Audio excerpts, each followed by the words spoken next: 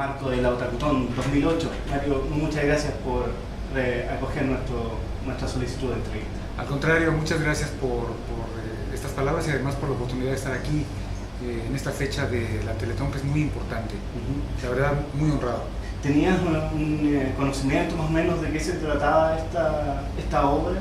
La Teletón, sí, la Teletón no tiene tanto tiempo, desde hace muchos años sabía que don Francisco la inició y bueno, a la fecha sigue al frente de esto, ¿no? Y además ha sido inspiración para la Teletón, por ejemplo, de México, que tiene, me parece que 11 o 12 años ya funcionando allá y ha sido inspirada por la Teletón de aquí, de ustedes, de Chile. Correcto. ¿Qué le ha parecido la gran afluencia de público que ha tenido Otakutón y en especial para venir a verlo a ustedes? Oye, pues muy bien, la gente muy cálida, como siempre, la verdad son maravillosos estos fans y me han tratado muy bien y me tienen muy consentido, la verdad. Entonces, muy agradecido con todos. Cuéntanos más o menos cuándo partió más o menos en esto de doblaje. Tengo entendido que fue en Diff'rent Strokes y después en Fue de lo primero. Año Maravilloso. Sí, como toda la gente que trabaja en doblaje, empiezas grabando ambientes, papeles muy pequeños o reacciones nada más al principio. Y bueno, de ahí vas avanzando y creciendo. Yo estudié actuación en la generación 79-82. Entonces desde 83 me acerqué ya de manera profesional al doblaje y desde entonces a la fecha 25 años trabajando y empecé ya en una serie con un personaje fijo con Diff'rent Strokes, blanco y negro. El hermano que sí creció porque uno de ellos era un enano, Gary Coleman es enano, pero el Willis, ¿de qué estás hablando, Willis? A ese actor, Todd Bridges, lo doblé hace muchísimos años. Fue mi primer personaje fijo de una serie. ¿Por algunas temporadas me parece? Me parece que fueron 2 nada más. Correcto. Él iba creciendo, de más niños, lo doblaban mujeres todavía, Alma Nuri, no sé quién otra, me parece que Cristina Camargo lo doblaron, pero ya en ese momento debe haber tenido como 14 o 15 años tal vez, entonces ya necesitaba una voz más adolescente, entonces fue cuando decidieron dármelo a mí. Correcto. ¿Cómo fue su acercamiento dentro de la rama del doblaje a empezar a hacer animación y básicamente animación japonesa?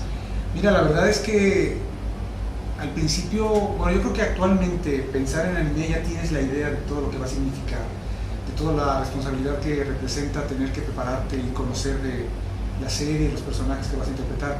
Pero hace más de 10 años, no sé, 15 años, cuando Los Caballeros del Zodíaco, creo que no teníamos idea de lo que estábamos realmente haciendo y con qué tipo de público nos íbamos a enfrentar. Había existido antes Meteoro, o tipo de anime como Heidi, en fin, ¿no? Hay unos antecedentes muy grandes, Astro Boy, pero ya con esta nueva, con este empuje, con este nuevo tipo de fan tan conocedor, no se había dado el fenómeno en México, entonces tuvimos que empezar a grabar y después empezar a conocer al público para darnos cuenta de qué tipo de público era, de qué edad tenía el público y empezar a cuidar más las cosas, ¿no? Realmente yo creo que el principio de Dragon Ball fue todavía mucho en la oscuridad y ya al final todo el mundo sabía exactamente qué es lo que estaba pasando y qué tipo de serie, qué tipo de cultura era la que estábamos manejando, pensando los japoneses cómo son, ¿no? Qué tienen de diferente y de parecido a nosotros los latinos, ¿no? Entonces ha sido un aprendizaje de todo el mundo, pero creo que actualmente ya estamos como más listos, más preparados para todo lo que se hace. Correcto. ¿Fue efectivamente su hijo el que le dijo que hiciera el personaje? Sí. Yo no quería, en algún momento también me dijo que yo he estado en Dragon Ball desde el principio, porque yo grabé los títulos, bueno, no era título, cuando aparecía Dragon Ball y aparecía, era el sol, no sé qué se veía, había una como lengua de fuego, al inicio, y aparecía Shenlong, había una voz que decía Dragon Ball, y esa voz era yo. Eso, por cierto, nunca me lo pagaron, porque nunca me enteré. Yo, cuando lo grabé pensé que estaba grabando un inserto y nunca entendí que estaba grabando los créditos, los títulos del programa. Claro. Entonces, bueno, fue el mismo Arturo, mi hijo, quien me dijo que lo hiciera, que no podía decirle que no cuando yo dije que no, porque qué flojera. Es complicado el anime, pero él se emocionó muchísimo y fue el quien después me dijo, tú estás en Dragon Ball desde el principio. Claro. No me di cuenta, ¿no? hasta muchos años después. ¿Cómo tuvo que prepararse vocalmente para poder hacer todos los gritos que implica un personaje de anime? Bueno, digamos que vocalmente ya estaba preparado, porque estudias voz y dicción cuando estudias la carrera de actuación, pero sí necesitas pensar, cuando lo estás viendo, la primera vez que vi a Goku, te pones a pensar cómo va a hablar, porque no era un adulto, tampoco era un niño, entonces era un adolescente que en momentos, sobre todo cuando estaba peleando, había momentos en los que se veía muy grande, y de pronto lo dibujaban de una manera que se veía más adolescente, más delgadito. Entonces era estar jugando siempre con cómo lo veo, cómo se me antoja. El doblaje es mucho de imaginarse. Tienes que pensar cómo se te ocurre que está hablando ese personaje que tiene esa imagen. Entonces de ahí es de donde te nutres para buscar y decidir qué voz va a tener, cómo va a sonar. Además de que el personaje en japonés lo hace una mujer durante toda la serie. Y además la entonación se mantiene en los diversos momentos del personaje. Sin embargo, usted le da el énfasis cuando es más simpático, más gracioso, o cuando ya tiene que ponerse serio. Claro, yo creo que eso gana en la versión en español latinoamericano, y obviamente pierde ese encanto que tiene, vaya, nada más diferente que el Kameha que yo grito a el Kameha de Japón, que es muy agudo, es como alarido, ¿no? Como un chillido, ¿no? Claro. Entonces, sí, son muy diferentes. Hay que entender, pues, que Goku es muy infantil, es muy inocente, es muy niño, pero al mismo tiempo, de pronto, es muy serio, ¿no? Tiene unos contrastes muy grandes. ¿Cuáles son sus grandes referentes en el mundo del doblaje, de los actores? Gente a la que yo admire muchísimo, Carlos Becerril. Siempre refiero, cuando me preguntan de él, si alguna vez viste Combate, la serie de la Segunda Guerra Mundial, él era el sargento Saunders.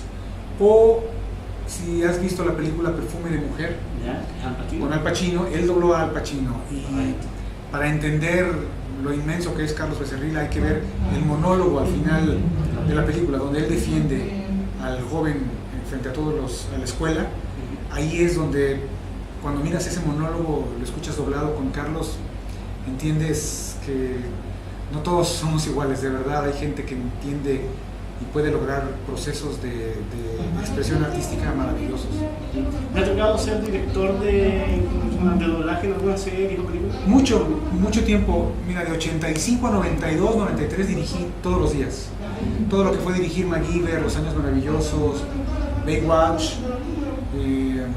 infinidad de series, muchas que se vieron aquí, muchas que nunca se vieron, pero bueno, La Bella y la Bestia, Punky Brewster, Webster, Salvado por la Campana, en fin, muchísimas series las dirigí, y algunas ya no las terminé, las dejé empezadas cuando acabó mi etapa de dirigir, y actualmente de pronto dirijo cosas para Disney, pero la verdad estoy muy retirado de la dirección. Me imagino que es mucho más cansadora que hacer solamente la parte del doblaje. Más que cansado, sí, más que cansado te requiere todo el tiempo. Y entonces de pronto, si estás grabando otras cosas, si tienes responsabilidades en otras compañías, en otras series, o si andas grabando, como es mi caso, comerciales y audiovisuales en otros lugares, no puedes estar todo el tiempo dedicado a un solo lugar. Ese es el problema de dirigir, que te mantiene anclado en un solo estudio. Entonces, no siempre es posible.